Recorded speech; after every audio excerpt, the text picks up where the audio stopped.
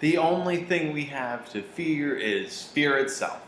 Those famous words spoken by FDR have never rung so true. And I'll tell you why in a minute.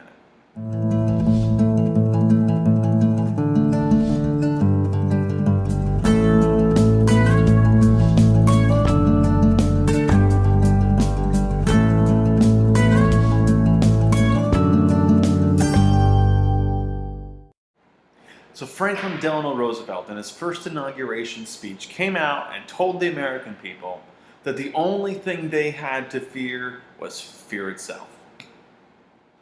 And to a certain extent he was right, but of course they had food lines and bank closures and runs on banks and the Great Depression. So there were a couple other things to be fearful and be worried about.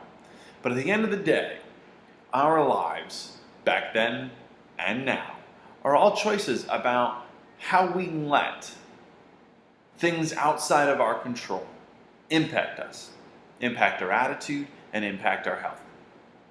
I recently spoke at TEDx Upper East Side, the first event there on the Upper East Side, and I spoke on fear and what I called the epidemic of fear.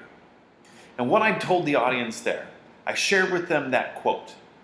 And what many people probably don't realize is what the next line in FDR's speech was. The only thing we have to fear is fear itself. Nameless, unreasoning, unjustified terror. That's how FDR described fear in that first speech. And today it's the same thing.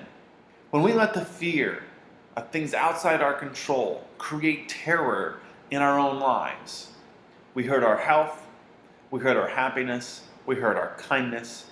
It is a connected flow of happiness in our lives.